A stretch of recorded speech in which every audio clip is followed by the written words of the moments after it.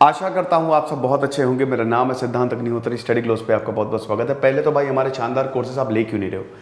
NCERT coupon code use करिए, आपको extra 25% of मिलेगा, क्योंकि एनसीईआरटी के कोर्सेज लाइव होंगे। अब अगले हफ्ते से मैं एनसीईआरटी आपको लाइव पढ़ाऊंगा। पॉलिटी से हम शुरू कर रहे हैं, तो दाम जो है वो बढ़ जाएंगे 25 से 30% तक। फटाक से एनसीईआरटी को परचेज करो, बहुत मजा आने वाला है। फिर कल मेरा मोटिवेशन का अगला सेशन होगा, जिसमें मैं रिलेशनशिप्स, हार्ट ब्रेक्स की बात करूंगा। बहुत मजा आएगी, इससे भूल जाओगे यार सबकी, कुछ भी नहीं यार, ब्रेकअप क्या है, एंजॉय दैट। वो 230 रुपये का कोर्स है। और संडे को मैं लाइव आ रहा हूँ, इंस्टा पे भी आ रहा हूँ, तो वहां पे भी जाके फॉलो करो। टी शर्ट गिव अवे होने वाला है।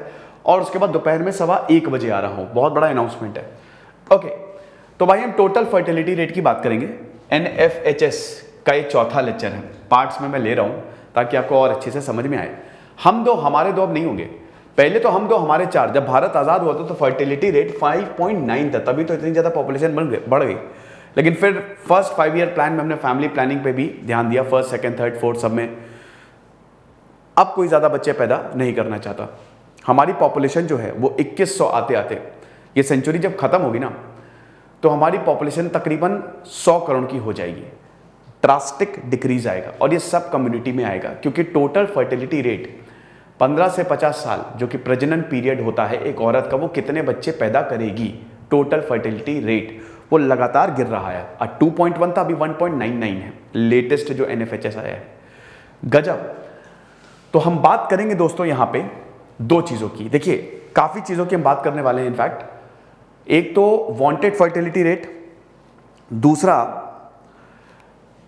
Total fertility rate. Wanted fertility rate होती है कि अनवांटेड बर्थ को आप हटा दीजिए, कितना फर्टिलिटी रेट चाहिए।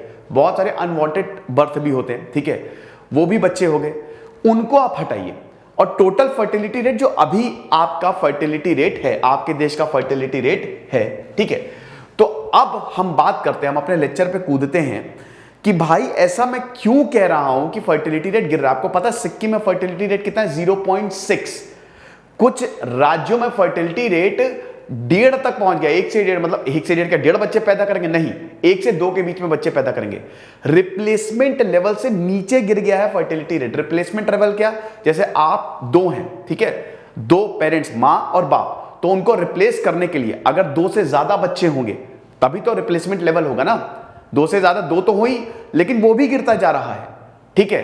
तो कहने का मतलब यह है कि पॉपुलेशन घटती जा रही है, घटेगी आगे जाके, घटती जा नहीं रही है, आगे जाके घटेगी। तो आप ये देख सकते हैं कि सबसे पहले कि कितने भाई फैमिली कितनी बड़ी होनी चाहिए। अब कितनी औरतें जो हैं दे आर सेइंग कि इनको बच्चा चाहिए व्हेन दे हैड वन, एक से ज्यादा बच्चा चाहिए। प्लान्ड अनप्लान्ड बर्थ, ये जो चार्ट है ये आपका प्लान्ड और अनप्लान्ड बर्थ बता रहा है एक औरत का, ठीक है। तो अब ये देखिए, ये एज ग्रुप है, ये एज ग्रुप है। ये टाइम्स ऑफ इंडिया का बहुत ही शानदार एडिटोरियल है, तो उसमें उन्होंने इन्फोग्राफिक के माध्यम से ये समझाया है। ये एज ग्रुप है, और उसके बाद ये बता रही हैं कि कितनों को एक से ज्यादा बच्चे चाहिए। अब देखिए 93.2%, 20 साल से जो ज्यादा महिला है वो ये बता रही हैं कि इनको they wanted a child then want more, एक से ज्यादा बच्चे चाहिए। 20 से 24 साल 93.1, 25 से 29 92.4।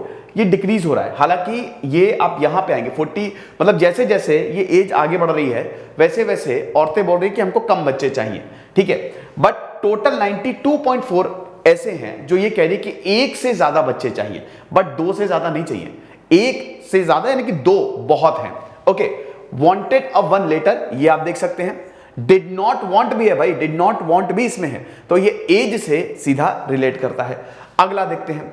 अब फर्टिलिटी गैप जो है रूरल में वो ज्यादा है। जैसे वांटेड फर्टिलिटी रेट शहर में कितना है? 1.4। टोटल फर्टिलिटी रेट शहर में कितना है? 1.6। गांव में वांटेड फर्टिलिटी रेट कितना है? 1.7। टोटल फर्टिलिटी रेट कितना है? 2.1। अभी मैं बता रहा हूं ना, 2 से कम है, एग्जैक्ट 2 आप मान सकते हैं, ठीक है, लेकिन ये आगे जाके गिरेगा। देन उसके बाद actual fertility rate is closer to what women want when they are educated. तो ये बहुत बड़ी बात है भाई, इसमें स्कूलिंग जैसे जैसे बढ़ रही है वैसे वैसे फर्टिलिटी रेट गिर रहा है। जैसे जैसे औरतें एजुकेट हो रही हैं उनको बच्चे कम चाहिए। तो आप देख सकते हैं कि अगर कोई स्कूलिंग नहीं है तो टोटल फर्टिलिटी रेट आप देखिए 2.8 तक चला गया है ना। वांटेड भी 2.2 तक है, यानी कि 2 से 3 बच्चों के बीच में अगर कोई एजुकेशन कोई स्कूलिंग नहीं है। 5 साल अगर एजुकेशन की कंप्लीट किया तो देखिए 1.8 है, लेकिन टोटल फर्टिलिटी रेट तो 2.3 है। टोटल फर्टिलिटी रेट पे ही ध्यान दीजिए, 2.3 है ना, ठीक है। 2 से 3 बच्चे इसमें भी मतलब ज्यादा थोड़ा कम है। 5 से 7 साल की अगर स्कूलिंग की तो 2.2, 10 से 11 साल 1.9, लेकिन अगर 12 साल से ऊपर तो 1.8, यानी कि 1 से 2 बच्चे या एक ही काफी है। तो जैसे जैसे औरतें एजुकेट होती जा रही हैं वैसे वैसे वो बच्चे पैदा नहीं करेंगी, ये सर्वे ने बताया है। देखिए ज्यादा बच्चे पैदा करना तो वैसे भी कोई बहुत ज्यादा क्या कहते हैं बुद्धिमानी का काम तो होता नहीं है।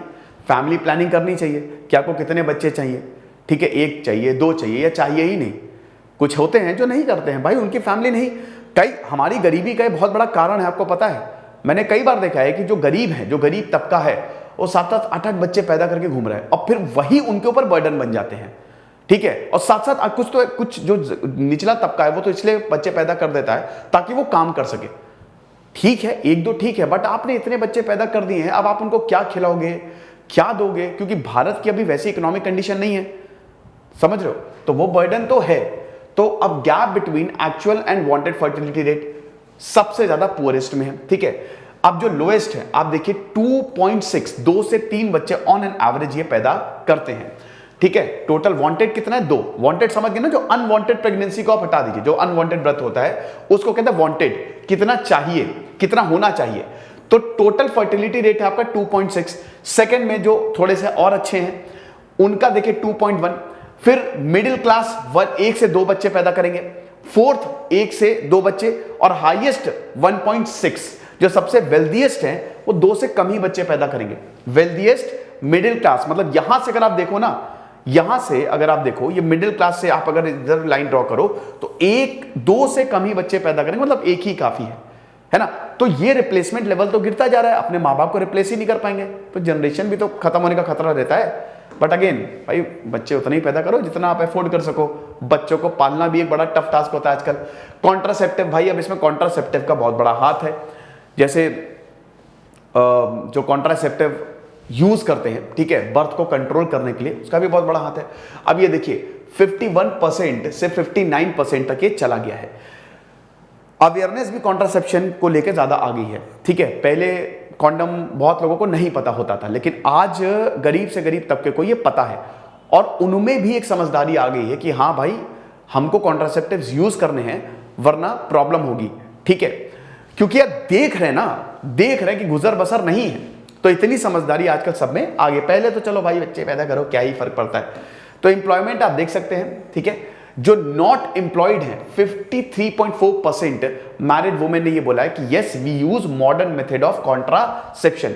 एम्प्लॉयड फॉर कैश, देखिए जिनके पास बिल्कुल भी जो एम्प्लॉयड नहीं है उसमें भी 53%, आधी औरतें बोल रही हैं मैरिड वुमेन कि हाँ हम कॉन्ट्रासेप्टिव यूज करते हैं। जिनको पैसा मिलता है, ठीक है, काम किया पैसा दिया 66.3%, and employed not for cash 64.3%। Wealth की बात है तो डेफिनेटली जितनी ज्यादा वेल्थ है, जितना जो अमीर है उतना दे से कि हाँ हमारे पास मॉडर्न मेथड्स है कॉन्ट्रासेप्शन के, कॉन्ट्रासेप्टिव्स के, तो 58.7% तक ये आंकड़ा जाता है। तो ये कुछ चार्ट्स थे जिनसे मैंने आपको समझाने की कोशिश की है कि अब हम दो हमारे दो नहीं रह गया, अब हम दो हमारा एक है। अब ऐसा क्यों है?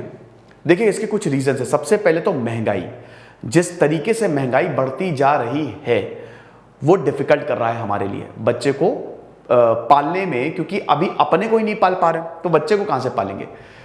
आप चाइना में भी सेम प्रॉब्लम, 2 चाइल्ड पॉलिसी लेके आए, फेल हो गई। पहले तो 1 चाइल्ड पॉलिसी थी, अभी 2015 में इसको चेंज किया, 3 चाइल्ड पॉलिसी लेके आए, फेल हो गई, क्योंकि बच्चे वहां पे लोग पैदा ही नहीं करना चाह रहे। भारत में भी ये है, समझ में आ गया कि भाई इतनी महंगाई बढ़ती जा रही है और पॉपुलेशन बढ़ती जा रही है, रिसोर्सेस कम होते जा रहे हैं, ठीक है, रिसोर्सेस कम होते जा रहे हैं, पॉपुलेशन इतनी हो गई है, 140 करोड़ के आसपास हम खड़े हुए हैं, तो फायदा नहीं है। कंपटीशन आप देख सकते हैं, भारत में इतने लोग कंपीट करते हैं, सबके सब टैलेंटेड, जितनी एक देश की पॉपुलेशन होती है। तो इसीलिए कम करना। दूसरा पॉइंट, लोगों में अवेयरनेस भी आ गया है, लोग इस समय अवेयर भी हो गए कि हाँ भाई फैमिली प्लानिंग कैसे करनी है, कैसे परिवार को लेके चलना है, तो ठीक। तीसरा ये कॉन्ट्रासेप्टिव टेक्निक्स, ठीक है। अब इतना पता है कि देखिए इसमें वैसे तो सेंटर में यही है कि लोगों को पता है कि भाई अफोर्ड नहीं कर सकते, बच्चों को पालना टफ टास्क होता है, तो बेस्ट यही है कि हम इसको कंट्रोल करके ही चले। कॉन्ट्रासेप्टिव में आप देख सकते हैं कि अब गरीब, जैसे पहले गरीबों को नहीं पता होता था, लेकिन अब गरीबों को भी पता है कि हमको क्या करना है ना। तो ये कुछ रीजंस हैं, ठीक है। ये लेक्चर था NFHS के जो सर्वे आए ना, उसके बहुत ही चौंकाने वाले रिजल्ट्स आए हैं। एक तरीके से भारत समझदार हो रहा है, आप इसको ऐसे देश सकते हैं। खुश रहिए, पढ़ते रहिए, देश से सिद्धांत तक नहीं उतरे चैनल को आप हमारे कोर्स को जरूर अवेल करिएगा। Thank you so much.